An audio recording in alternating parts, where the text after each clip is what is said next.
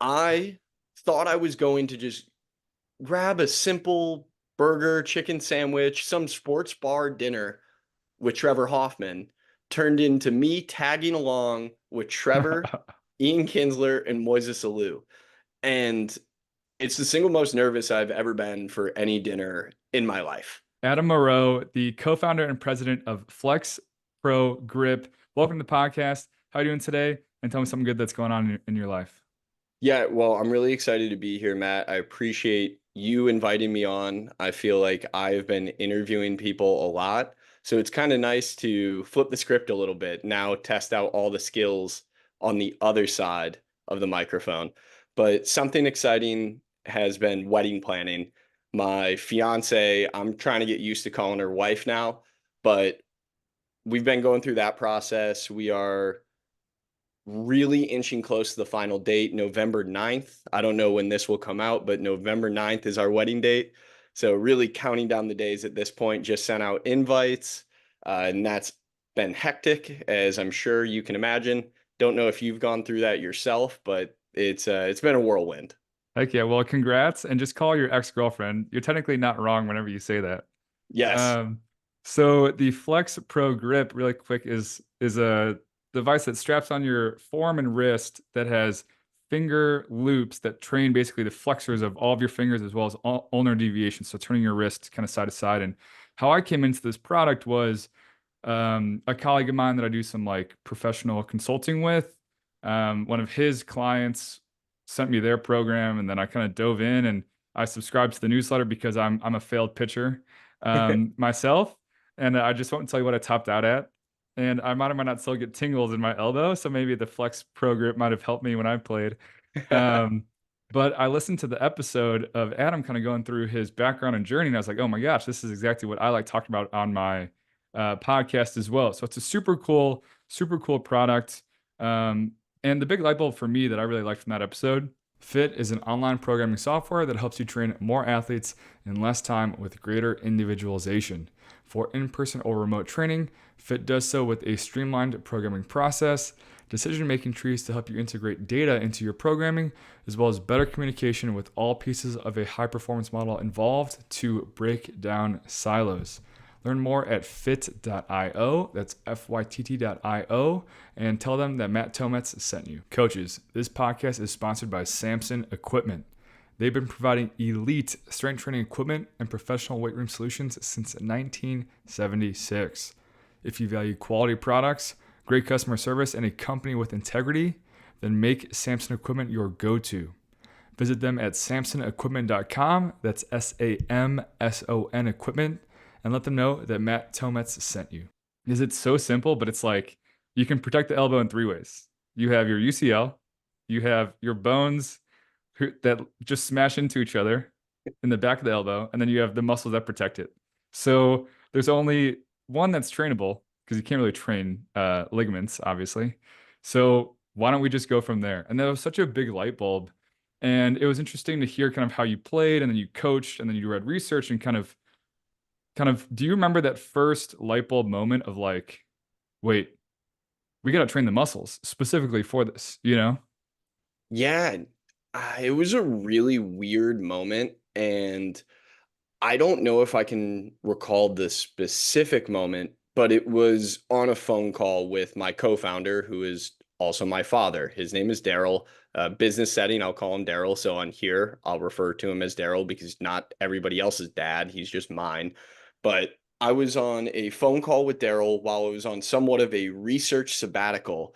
I had stepped away from the facility we were running in New Orleans to go all in on research for FlexPro Grip. I was in Florida. I was starting to dip my toe into the coaching world. And I was also living with my ex-girlfriend for the first time. A lot of things going on. But we had kind of gotten to the point where we had a decent understanding of biomechanics and all the research that had been done, and at least gotten to the point where we felt comfortable saying that nobody who is writing about any of this stuff has a solution to the problem. everybody is getting really good at identifying where things are going wrong or where the weak link might be. We have a good idea of how much torque the elbow can handle. So now we just need to label what actually handles that torque. So then it almost felt like Nicolas Cage and his crew in National Treasure. We Great were just movie. going from paper to paper trying to pull what matched and what didn't match.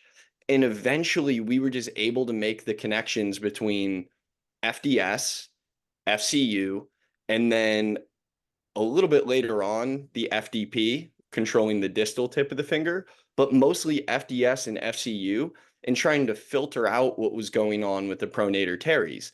Because back in 2018, 2019, that was when pronation was the single most in vogue thing. It seemed like in pitcher forearm health was, well, if everybody just pronates at the right time, nobody's elbow will ever blow up.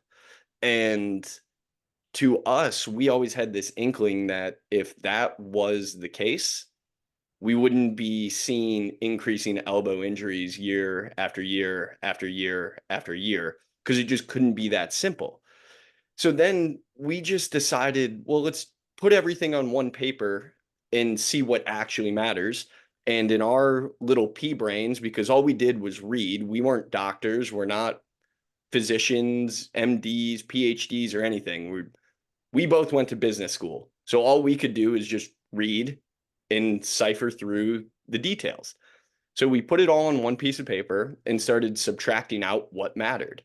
And it became that simple arithmetic problem that I talked about on that podcast that you heard, which was start with how much force the elbow as a whole structure can handle or what it's exposed to. Then start to subtract out what each of those components can actually provide as support. And at that point, on that phone call, we just, I would say we stared at each other, but of course we're over the phone. So it was really just like, can it be that simple? Is it that simple? But then we thought about other things in the performance training world. And obviously this is the world you live in. It is really that simple in most cases if you boil it down. If your body can handle the force of whatever it's exposed to, you're generally going to be okay. Then you just have to fight off fatigue or look at readiness or the other factors that really make performance fun. But when we look at it in a vacuum, it really was that simple if we don't have to control for anything else. Just start with how much force is the elbow exposed to, and then figure out what each of these individual components can handle, and then identify, can we impact any of them? And because part of the piece of the puzzle was muscle tendon units, we knew we could train those. So then it was just about building a device or building a way that could train those muscle tendon units. Boom, mic drop. Yeah, I think what I like about that journey, similar to myself, kind of being in sports science, is like I'm only a really good sports scientist, self-proclaimed. Sports science is such like a weird field because I'm a real life coach and I get it, you know? So I feel like the fact that you played, but then also you were coaching athletes and you were like, well, there's this problem, and I'm gonna try to figure it out. But like it's similar to how I've gotten the advice of like if you want to do a PhD, wait, 4 or 5 years so you have some real life like context. You get real life context for it, not just like someone that spits out research and is like, oh yeah, well, it says I should do this, this, this. It's like, well, no, like what's out there? I've been trying to figure this out. I've been a coach. I've been trying to do this on my own. Um, so yeah, super cool light bulb, and it just made a lot of sense. ISOFIT is not just pioneering isometric strength training, but they are opening up a brand new world of possibilities with health and performance benefits through isometric training and their own groundbreaking product.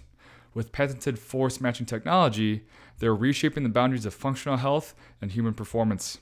Discover the future of health, fitness, and sports performance at isofit.com. That's ISOPHIT.com, and tell them that Matt Tometz sent you. So I guess what I kind of wanted to dive into more in the podcast, which I'll ask you now before we get into the fork in the road, the coolest and the craziest stories, is like, what is that process like? And we can get into how much detail you want. But like going from literally an idea on a piece of paper, I'd assume you kind of drew it out to like literally having a commercial marketable product. Well, if you don't mind, you actually said something that I really want to go back to, kind of Sure. an imposter syndrome moment. Oh, my You talk favorite. about sports scientists, you talk about me working in the field. That actually was a hiccup I felt on my side Really. because I was new to the game. I'm 31 years old now, so 6 years ago, I'm 25, and I'm looking to experts or those who have paved the way for me. And I have to, from the position I've been in, is I learned everything I know because of them. So Mm, then being in a position where I felt I was either bucking the system or doing something wrong, I was in this weird kind of back and forth mentally of, am I going down the right path? I don't know, because these people are way smarter than me. Look how accomplished they are. Look what they've done for the industry. They probably should have or could have figured this out if it's correct. So I wanted to call that out because I do think that is a really important piece, that it may have taken me a bit longer to get to this position because I was an insider of the industry instead of looking at it as a complete outsider. interesting. Because everybody, as I said, was somebody I looked up to, not somebody that, like, I knew their names. So that meant a lot to me, that I was trying to learn what they were doing, and I was scared to come out and do something different or buck the system in any fashion. So what do you think pushed you over the edge? Like how much time had elapsed between you're like, oh man, like I think that there's some like truth or potential here to actually like taking action? Like how long was that? And then kind of Yeah. what was that final That thing? next fall, Daryl and I started to go on a little bit of a tour of the ASMIs of the world, went over to Virginia Tech, started to talk to a lot of the doctors that were in the research or the different surgeons that were cited to really find out firsthand if our dot connecting made sense.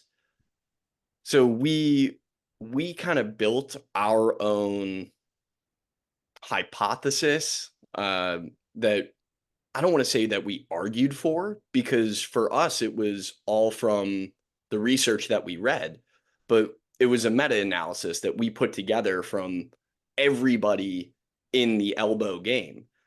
So I would say I really didn't feel that confident, and this ties to some of the later questions that you sent over my way, but I didn't feel that confident until we went to ASMI and Dr. Fleissig and Dr. Slowick there are saying, "No, you're on the right track. Like this Oh is this geez. is exciting. Like, wait, where did you get that information from?" And then we're starting to exchange articles, not that we wrote any of them, Mm. but different things that we cited or that we found, that then we're having a peer-to-peer discussion with some of the bigwigs in the industry that have paved our world to this point.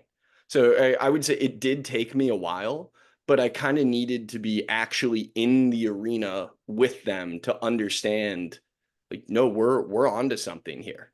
Yeah, it's getting that proof kind of firsthand. And Yes. with imposter syndrome, not that I deal with it a lot on a daily frequent basis, but I think part of it is when there's a misalignment or an incongruency of like what you're saying and what you're doing. So it's one thing to be like, all right, like I'm not an expert yet, but I'm reading, I'm talking to all the people. And because you took initiative, that's what kind of did it for you, you know? Instead of being some guy hiding in his basement, just like tweeting at Glenn Fleissig, you guys don't know what you're talking about, you know, XYZ. Yes. So very, very cool. So kind of briefly, could you touch on the big kind of milestones in the product design process of Yes. like, how do you find a manufacturer? Like, how many prototypes did it go through? Just like, what is it like actually making a product, especially with like tech and hardware? And you probably do to do a lot of like validation studies and white papers and like things like that. Yeah, and I would say we never would have gotten to the real product build out standpoint if it wasn't for those meetings that I referenced in that whole diatribe that I just explored.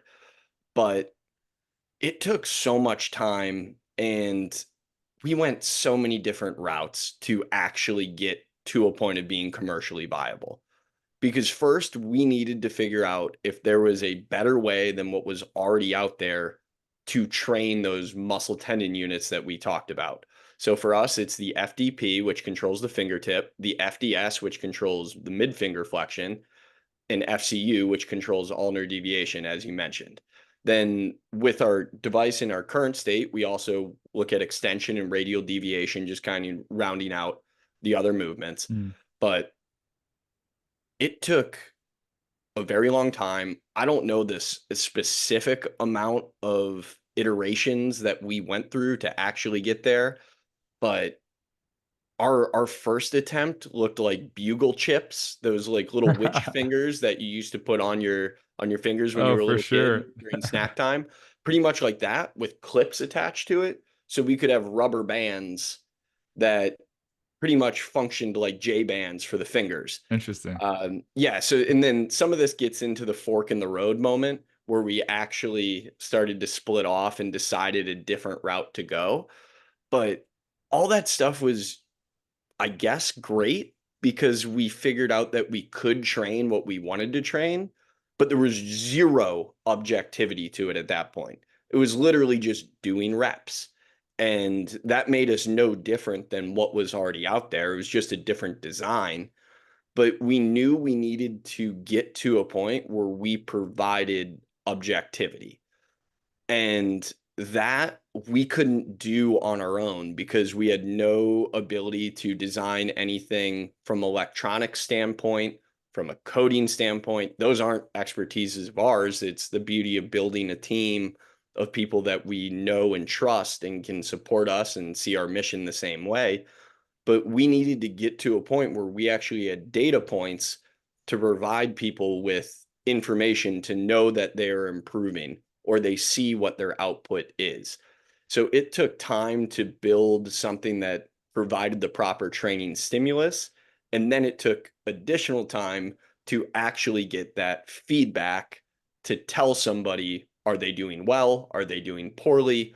And then building a training system around it. So for us, product design is also service design because we have the app that goes along with it that walks people through their training and keeps everything for them on the back end, progresses them through workouts, makes it harder over time, or we adjust what we're doing based on the stimulus that they're chasing, whether it's increased rate of force development, whether it's increased strength, improved endurance capabilities.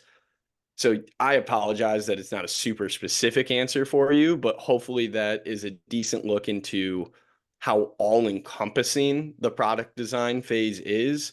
And I would say something that's probably a little bit different about what we did with FlexPro Grip as opposed to what a lot of new products will do.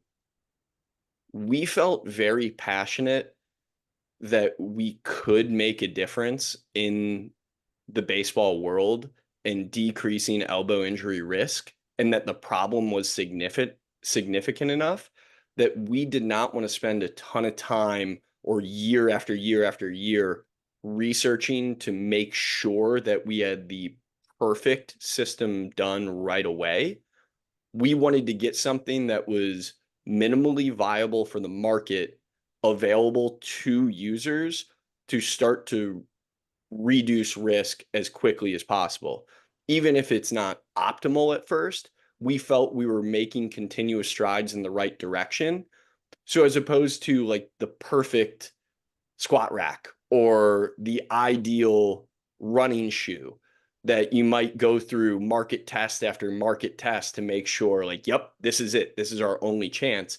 We wanted to start to chip away at the problem as quickly as we could. Yeah, makes sense to me. Um, it's the same thing with training. It's like, well, if you can get a 70% effective workout done, if you're missing a few pieces of equipment, well, that's gonna get you way closer to your goals than like just abandoning ship altogether.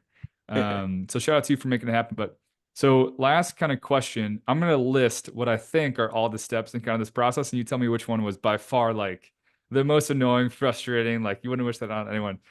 So there's like maybe finding a manufacturer, designing maybe all the back and forth iterations, you have patents, you have kind of integrating the tech, you have coding it, you have making an app, you have like the validation process and research. Um, those are probably all the ones that I could think of. Which one of those do you think was the most like frustrating or You annoying? hit on the most frustrating one. I wish app building on no one. That Interesting. is hell. It really is. I love what I have learned, but there's a lot of headaches to it. I wish it wasn't the nature of where we are now with the need of having things on the go or on the ready in your pocket at a moment's notice. Don't get me wrong, I love it. Having apps makes my life so significantly easier.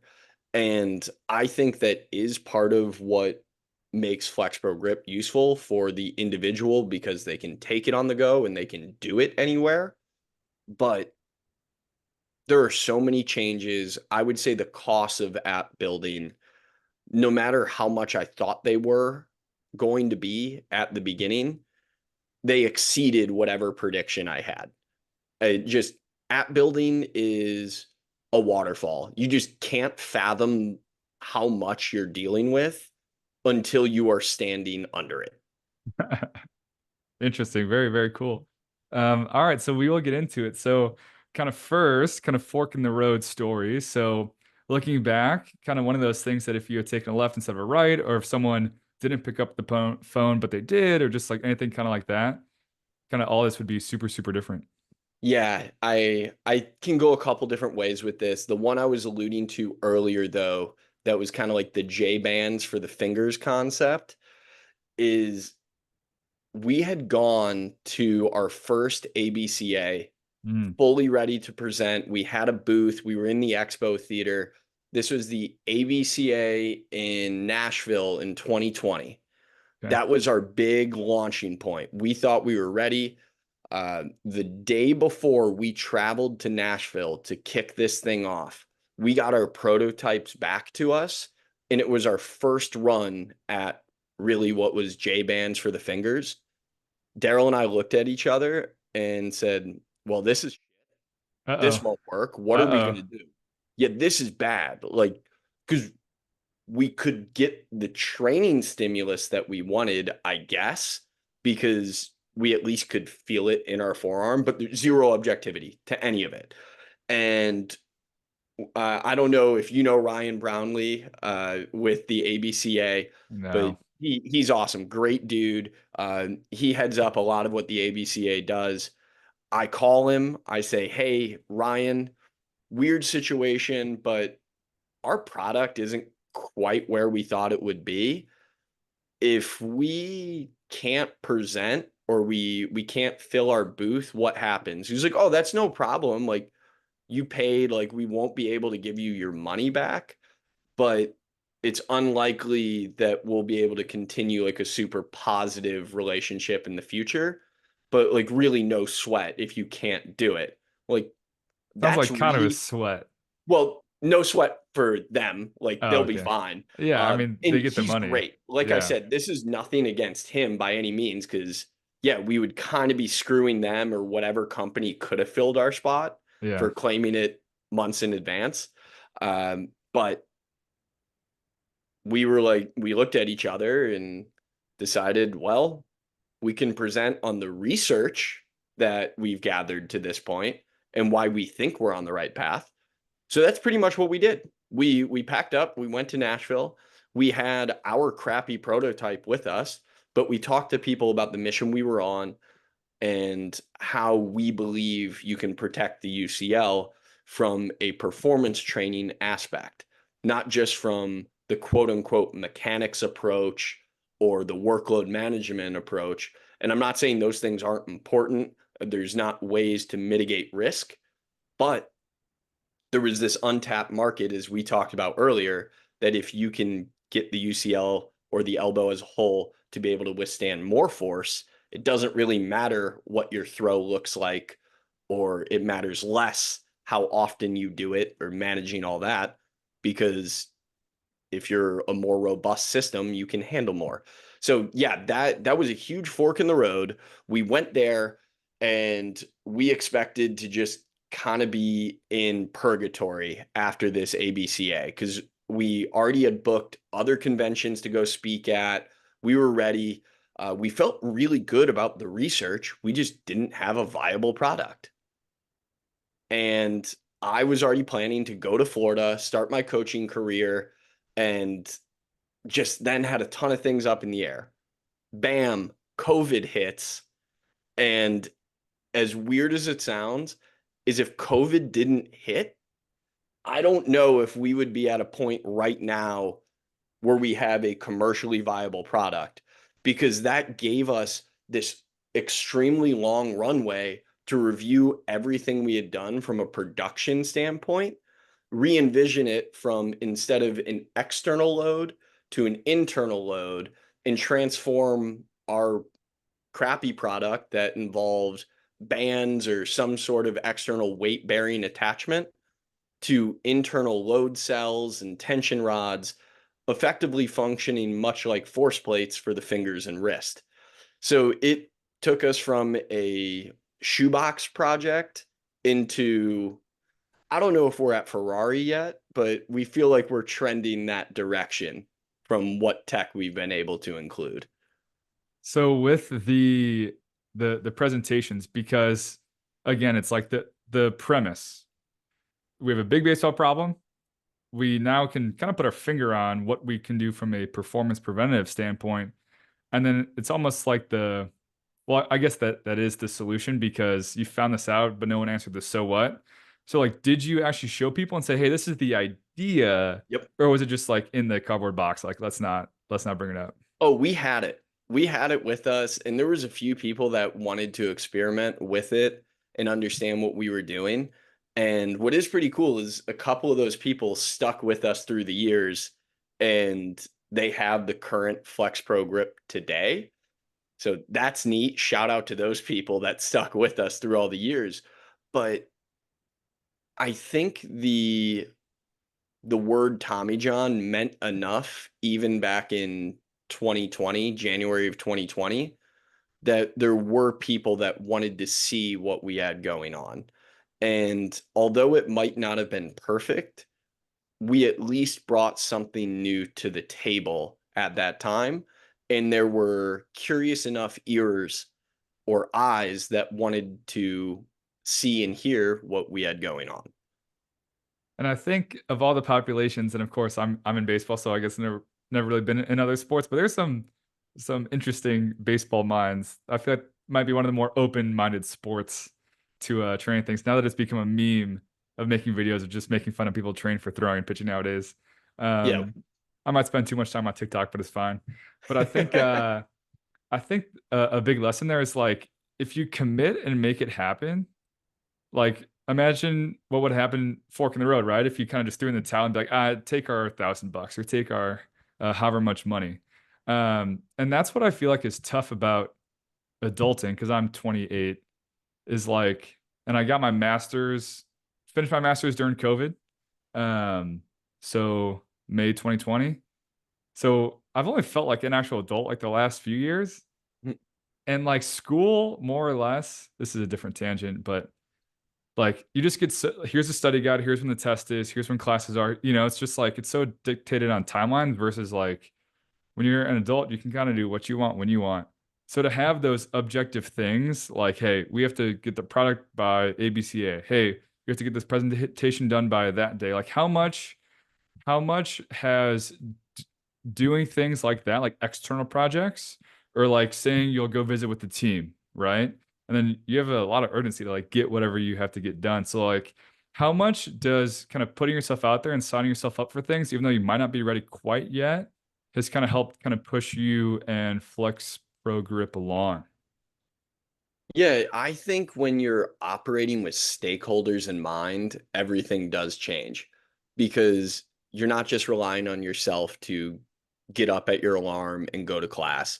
Because let's face it, if you miss class, the only person you're harming is yourself, or maybe your parents or whoever's helping you pay for education, depending on how old you are or what situation you're in. for us, if we don't get something done, we're living with the constant fear, or at least I am, and maybe this isn't good or why I struggle with certain things. But I think if we don't get something done, or if the app fails, somebody might get hurt because of it, Mm. because we're not ready, or it's not operating how it's supposed to, and we're leaving somebody exposed or without a question answered. And I would say, good or bad, that does provide a lot of pressure on our whole team, not just me, but our whole team, to ensure that our processes are nailed. We don't miss deadlines. And if we do, we at least have a very, very good reason as to why. And maybe it's because we saw something else that it was more important to handle that other problem first. Um, then I would say the struggle, or the other part of that stakeholders problem, is this. I feel like goes back to that high school psychology, I guess. Like, you have a train on a path and you can steer it to the right and you run over one person, or you steer it to the left and you run over three people. Somebody's life is still going to be lost. How do you decide what the lesser of two evils is? And I guess there's no right answer. Some people might say there is 100% a correct answer, but I feel like we juggle with that a lot, because every time we elect to take on a certain project or go a certain route, there's an opportunity cost to that. And it means we're missing out on another opportunity, or another project, system, client, customer experience that we could have had if we went a different route. But you never know if you made the right answer until you have that 2020 hindsight moment. And there's ways that we've dealt with these things going forward, like expanding our team or changing our team, bringing on different people who are experts in different areas. Like, we have an in-house developer now. So instead of just doing everything with contracted app developers or web developers, we have somebody specifically on the FlexPro Grip team, which has been massive for us because it speeds things up. And now that individual fully understands the stakeholder aspect of what we're dealing with, or the personal problems that athletes or coaches might throw back our way. And that's why you make the big bucks as the president of Flex Pro Grip. Got to make those decisions, you know. Yeah, I don't know about big bucks yet, because I don't know if we'll make big bucks until UCL tears. People are saying, "Wait, what's that?" So Crazy. hopefully one day, but Hopefully, hopefully. yeah, and gosh, this really does open the door, because it all starts with baseball for us. But truthfully, UCL tears baseball, it's small potatoes compared to the other areas we believe FlexPro Grip can be impactful, Mm. because there are way more people in this world impacted by lateral epicondylitis, aka tennis elbow, than there are people with medial elbow issues in this world. And that opens the door for occupational therapy beyond just the physical therapy world, as well as those dealing with carpal tunnel and really restorative actions of the fingers. So there's so much more to this baseball scope that we live in, but it's really what we're passionate about, and that's what we love. So buy your Flex Pro. It's a tongue twister. Flex Pro Grip stock now, going to the moon. Um, Hopefully, yeah, spread the Hopefully. word, please. Yeah, for sure. Um, so very cool. So next, so part of solving a problem, we'll talk Tommy John, is like when it's a problem that has millions of dollars on the line, like pro contracts and stuff, and it's the only one that solves it, you get to do cool things. So not to name drop, kind of like we talked about off air before. I like saying things like that because it's like an exclusive talk. But like you do, like you're with multiple MLB teams and things like that. I'm sure you've met some high level baseball players, but um, what is kind of the coolest story, or one door that like this product and journey is open for you that like you couldn't even have fathomed kind of when you first started? Yeah, it is kind of a nice take a pause, take a deep breath moment, reassess where you're at, because you've done some pretty cool things. Every time I look at my contact list in my phone, just because it's grown. And I'm not saying that we work with all these people, but just being a kid who grew up dreaming of playing Major League Baseball or working in a front office, all these different things that involve the game that I love, we love, I'm sure all the listeners you have love, is I look at it and I see people that are either playing baseball or have played baseball, and I could text them or call them. Might they respond right away? Maybe not, but it's still cool to say that I have it in the phone. But one specific story uh, that I will throw out there, and I'm trying to decide if I want to name drop it, but I might because it is one of those crazy ones. I still can't even fathom this one. Um, the first organization we ever worked with was the San Diego Padres. Without the owner Peter Seidler, the late owner, uh, we wouldn't be where we're at right now. He believed in what we did or what we're doing, and we're grateful for it. And because of Peter and his commitment to us, and then Josh Stein, who's the assistant general manager there, we wouldn't be where we are. But because of those relationships and then getting to be around Petco Park as well as the complex in Arizona, we also got to meet some pretty cool alumni of the team. So even going beyond just the players who are currently playing for San Diego, but one of which is Trevor Hoffman. So Oh, starting to get to hang out with Trevor Hoffman. Daryl has a way cooler intro story to Trevor than I do, but I have a moment with Trevor and a couple others that turned out pretty cool. So Trevor invited me to go to dinner with him, catch up, tell him about what we're doing because he's about the nicest guy on the planet. He's awesome. And as I'm sure you can imagine, he has incredible stories. But I got really lucky because also in town at this time, which I didn't know, and I don't think Trevor knew earlier, was Moises Alou. And turns out Trevor Hoffman lost some gentleman's bet to Moises Alou in a baseball event that they had been helping with. Not Major League Baseball, nothing. They were not betting on baseball. Let me get that out in the open. But like a little guy to guy thing. And the loser had to buy dinner. So they had not seen each other in like 3 years. So now also invited to dinner at this point is Moises Alou. Also in town, and he formerly worked as a special assistant with the Padres. He's now with the Rangers, is Ian Kinsler. oh, geez. And Ian Kinsler was looking for dinner plans. So lo and behold, he got invited to dinner as well. So now I thought I was going to just grab a simple burger, chicken sandwich, some sports bar dinner with Trevor Hoffman turned into me tagging along with Trevor, Ian Kinsler, and Moises Alou. And it's the single most nervous I've ever been for any dinner in my life. I was more nervous for that than proposing, more nervous for that than I can't even try to throw anything else out there.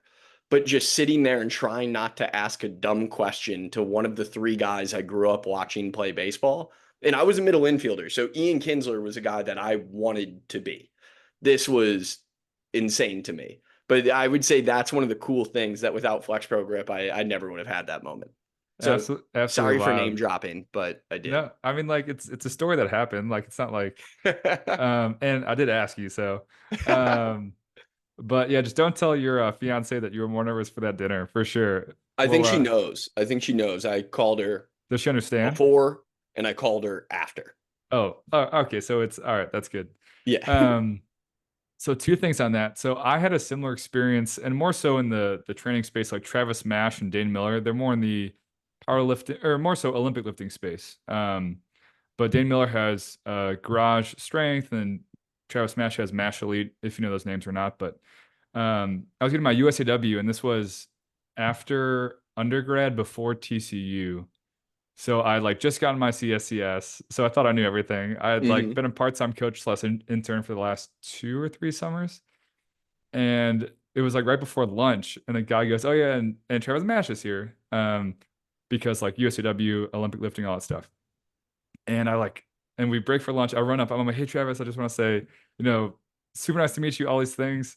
And And he goes, "What are you doing for lunch?" You know, and then I'm getting lunch with Travis Mash, and then he's buddies with Dane Miller, same idea.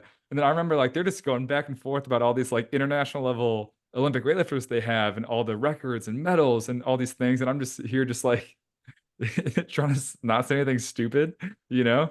And it's like people that like I didn't know of because I was like pretty new to the space, but I've been there before. And it's definitely a weird feeling of like, you're not trying to be that dude who's just like sitting there awkwardly, but it's like, how are you going to like contribute to like Hall of Fame level players? Kind of just probably recounting stories from that. Um, and then one of the founding stories that I really liked is Kyle Bodie's. He had I forget it was maybe the Art of Pitching podcast. It was like 3 hours. I listened to it like multiple times, and I think they took it down. But basically, he had written a blog for like 5 years, and I think it was the GM of the Padres. No, sorry, Rays, other coast of the Rays had read it, and they reached out eventually after like 5 years. So like, how did that relationship with the Padres get started? This is another one of those weird fork in the road moments, but once we felt like we had enough of an idea and enough of a minimally viable product to begin to talk to people, we just started reaching out to teams, front offices, anybody who would listen. And it started, I played travel ball growing up for an organization called the Louisiana Knights. Back when I played, it was one of those that had an A team and a B team. And if you didn't make either of those, you just didn't play. Now, of course, it's one of those national organizations that has 18 teams Oh at my every gosh, single yeah. level. Um, but yeah, it was way more local, whatever.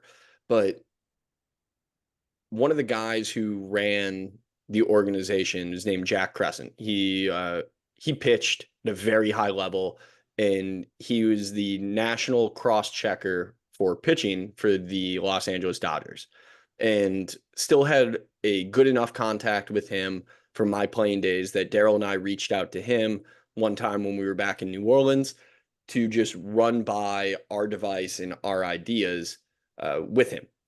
And he said, "Have you talked to anyone else about this?" And it's funny you brought up the guy from the Rays because that I know is Andrew Friedman, who then won over the Dodgers. Jack Crescent calls Andrew Friedman and says, "Hey, I have something you guys might be interested in. Would you be willing to talk to a couple guys I know?" So without Jack's connection, we never would have been in that space where we could begin to have those major league conversations with real decision makers. We could get contacts from some lower tier people that might be super interested, but at the end of the day, they don't have purchasing power. They can't make decisions, anything like that. So we take a trip out to LA, and there's some really cool stuff in there, some fun details that would probably involve some more name dropping. But since we were going to the West Coast, and at the time I was living in Savannah, I think Daryl had moved back up to Ohio, and we were just meeting out in LA for a few meetings. We were meeting with UCLA while we were out there, and there was a guy that we previously trained who lived down in San Diego. And I said to Daryl, like, look, we are out here. We have to go see Gage. Gage lived in just north of San Diego. And if we're going down to San Diego, we should probably reach out to the Padres, USD, SDSU, CUSD, some of these San Diego schools just to see, and the Padres to see if they'll meet with us. Of everybody, the only people to respond were the Padres. So thanks to Don Tricker for reading that email. But he said, yeah, in fact, we have about an hour and a half, 2 hour window on that very day that you said you can come down. Why don't you just come by the ballpark? And that started the discussion. And we talked to a handful of different teams about some different paths to go down, but we just loved the personal relationship that we were able to develop with the Padres, and especially with Peter and Josh, to get to a point of partnering on the development of FlexPro Grip. Crazy. And how many years had elapsed from when you met that guy during your playing days to reach out? reaching out to him? Oh, the guy Jack Crescent. Yeah. I played for that organization in the summers of 2010 and 2011. So, yeah, going into my junior year of high school, and then again going into my senior year of high school. And he was a Tulane grad. Both my parents went to Tulane. My sister went to Tulane, and Jack still lived in the greater New Orleans area. So we at least still had enough of that Louisiana brotherhood that we could kind of call on him. Uh, but I would say, since legitimately speaking to him face to face, it might have been at least 6, 7 years. Crazy. Maybe I talked to him once during college, but I legitimately hadn't spent genuine time with him since I was in high school. That's why you are always nice to people. Moral of the story, because you never know. Um, and part of that too is, it's a push and a pull, but like you can never be pulled if you don't push first. That's something that I 100% believe in. So it's like if I'm sending out a bunch of emails trying to consult for like college teams or give continuing education to like college S&C staffs and whatnot, it's like, well, I don't know, is a 10% return rate and a 1% phone call rate good? I don't know. Should it be higher? Should it? Who knows? But it's like the only way that you can get pulled is if you push first, right? Um, so it's funny of all those places, you would assume probably the Padres would be the last ones to get back to you, but it all works out. Yeah, and from what you said, I really love the way you phrase that with the push and the pull.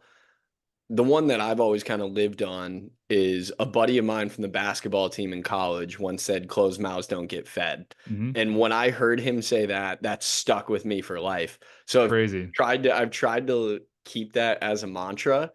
And truthfully, that's why we're here. If we didn't reach out, if we weren't willing to speak, say we were hungry, we never would have been fed in this situation. Mhm. And look at you now talking to some random guy on a podcast. So this will take us to our last question. So the kind of full circle story. So this is a story that maybe took some time, some reflection to kind of see it all come together, kind of come full circle. So kind of what is the biggest thing that's happened thus far that like took some years to kind of materialize or at least kind of hit you? Yeah, I think it is about a year to year and a half timeline for this full circle moment. In, I believe it was February of 2022, so about spring training, I was out in Arizona doing some onboarding stuff with the Padres guys. And while I was out there, whether I was out there or Daryl was out there, we routinely would try to set up meetings with different orgs or different players that might be interested in FlexPro Grip. One of the orgs out in Arizona, I'm not going to specifically say which org it is, but we reached out to them. We routinely reached out to all the orgs about what we were learning, different things going on in our processes, our development. We got a response from one specific org saying that they just don't want to hear from us anymore. They said if they're interested, they'll reach out to us. Thanks for, they very cordially told us thanks, but no thanks. We'll follow up in the future if we ever want to know anything. Like I said, about a year and a half ish later, we get an email from somebody else in that same org wanting to meet and asking if we are going to be out in Arizona at any point and can get together with their staff. And we mentioned like, oh, we would love to. We already made our spring training run this year. We likely won't be in Arizona until maybe the fall, which would be this current fall, so fall of 24. But we'd be happy to get together on Zoom.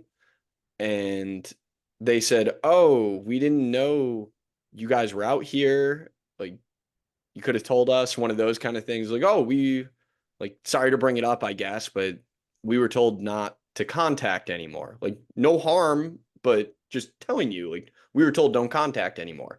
And then they wanted to dig to the bottom of that.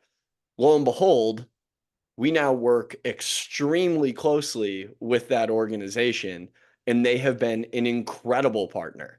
So it was crazy to go from a moment of, nah, don't worry about it. Like, it's not that we don't believe in what you're doing, but it's not for us, to now a point that they are somebody or an organization that we work with extremely closely, and we're on the phones with them bi-weekly, semi-weekly. Yeah, it's very regular, 1 to 2 calls a week for sure, just going over the data that we're seeing and understanding what the next steps are.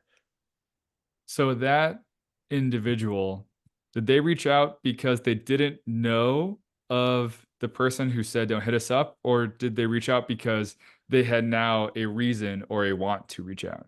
I really don't know, because the person that reached back out to us was actually the next step up in the organization. Oh, So I, of course, I hesitate because I don't want to dox anyone here, say any names, but it was really just another step up in the organization. It was like, oh, that's very strange. Didn't know that. This has never been elevated to me before, but I heard about it through a third party. So I don't even know if the eventual decision maker had knowledge of what we were doing previously. And because of that person's status, their information wasn't publicly available at the time we were reaching out before. Otherwise, we probably would have been spamming the eventual decision maker with all the emails and outreach. So I don't know. Maybe it was one of those timing things, just the door will open when it's the proper time. But it all worked out for us. crazy. Yeah, it is interesting to, well, this is maybe a different tangent, but um so there's this podcast I listened to recently. This author of a book, I don't know what the book's called, but basically chaos theory. And it was very interesting hearing him talk about how basically confirmation bias makes us think that like everything works out how it should. And this is a extreme example, but um, he mentioned kind of like 9/11. Like, let's say 9/11 had a 1% probability of actually working on that day. Well, we just happen to be in the reality that it was that 1%. So I think moral of the story is like things kind of just happen and we don't have control over a lot of things, right? Like if it had been one email versus a different person, or maybe there was an organization who made that email public versus one that didn't, right? Where it's kind of like you just got to do what you got to do, and then kind of it'll all come back eventually. I think is kind of the moral of the story. Do you have an example of that product wise, I guess, or more specifically in house of things where it's like there was a delayed prototype, or you really wanted this one thing or feature to work, but it didn't, and then it ended up kind of working out. So anything with the product kind of itself, kind of like that. Yeah, there's some things even that we're fighting now and working very intently on. One of the things that we were passionate about from the beginning, and I would say this isn't something that we were very good at early on because we didn't have a great understanding of the tech side of what we were trying to do, is from the beginning, we wanted our app and our system to work completely offline. Eventually, we needed it to be able to connect to a dashboard or some sort of backend to store all the data so users could have updates and move on. But we didn't realize it for the first year, year and a half, 2 years. So yeah, slap on the back of our necks for sure. But we always thought somebody or a developer we worked with would just unlock our offline mode, or it would be easy to build on that code. Because the first developer we worked with said, "Oh yeah, that's just a lot more work, so we're not going to take it on right now." And we said, "Okay, that's fine. Just make sure we can get to that at some point."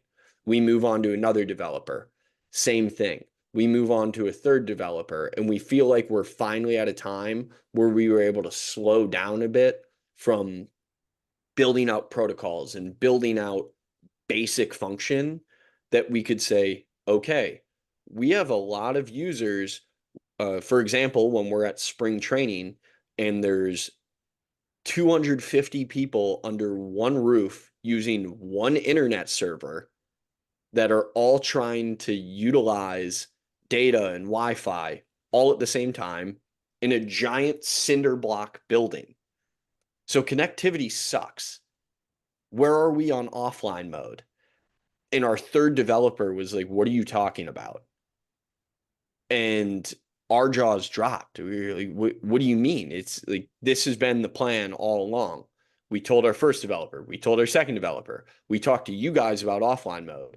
And they were like, yeah, we figured when you said that, when we were like discussing how to move forward, that that's just a future goal. We were like, no, that was a core mission of what we needed, or one of the core competencies that we wanted at the beginning of our development. So users could have FlexPro Grip on a plane, on a boat, in the Dominican. It didn't matter if you had connectivity or not. We wanted individuals to be able to train. And you know what? That's not how they built it. So we got absolutely screwed because we trusted more than we should have. We didn't have complete control. We weren't minding all our P's and Q's. Instead, we were believing that those who may have been quote unquote experts in a specific field, and we trusted them to manage projects, we should have worked harder early on to understand what goes into coding or app development. We didn't need to become experts, but we definitely should have gotten our feet wet so we could have the proper conversations and understand the steps that need to be taken. However, we are now at a point where that, in this exact moment while we are speaking, is the number one project we are working on. So hopefully within a month, we have an offline mode that all of our users can access. And then it doesn't matter where they are in this world. If they have Bluetooth connectivity from an iOS device, they can train. So moral of the story is androids are screwed, and everyone should just get an iPhone. Right. So, right. That's honestly another point. That's along this exact same route. We specifically utilized a development tool called React Native because of its supposed versatility to be used on both iOS and Android. For whatever reason, our app, when we first debuted it, was very slow and glitchy on Android. So we just stopped because it was taking so much time, stopped that pursuit of Android and tried to perfect iOS because 95 to 98% of the people that we talk to in this world anyways are using Apple devices. So have we missed out on potential Android opportunities for sales, relationships? Probably. I'm not numb to that. There's one very enthusiastic individual that reaches out to me no less than once a month on Instagram about our progress with Android. So shout out to that high school pitcher because he wants FlexPro Grip. And I feel badly that I don't have better updates for him, but that's one of those moments we talked about earlier with the train track Yeah. is, do we make a decision that impacts fewer people or make a decision that impacts more people? And we just haven't been at a point because of our constant sprint to develop and catch up. Back to the whole app story and why it's such a nightmare. It takes so much time that we haven't been able to make smaller decisions for stakeholders.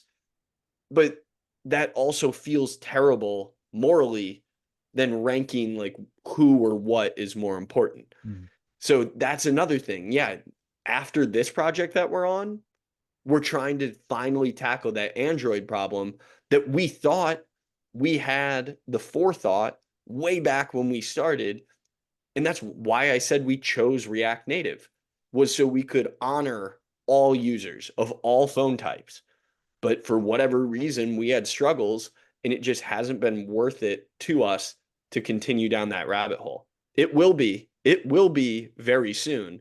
It just hadn't historically.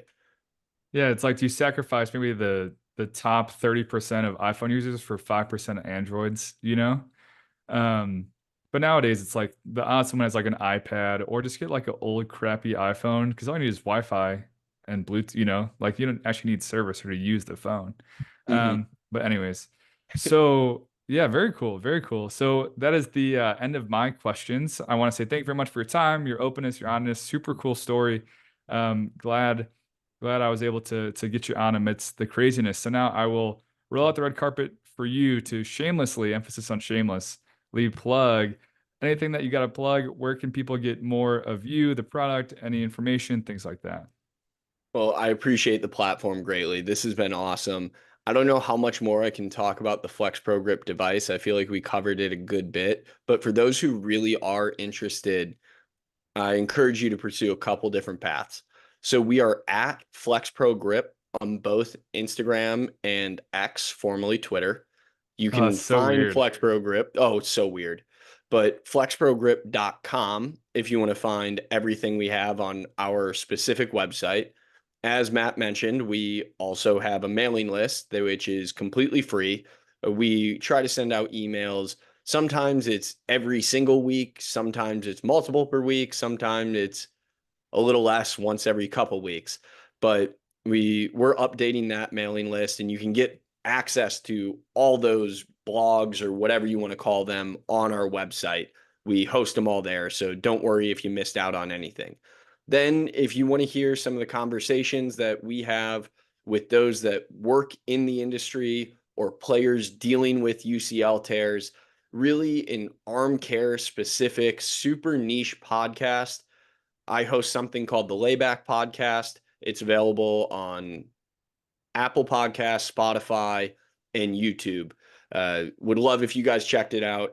Like I said, it's super niche, but I like to think it's fun. I'm going to continue doing it. Podcasting is super fun. And as a host myself, I've been a guest um, hopefully more times in the future, but I definitely appreciate being on the other side. So thank you very much for your time. I appreciate it. And hopefully we'll be talking again soon. Yep, man. Thank you.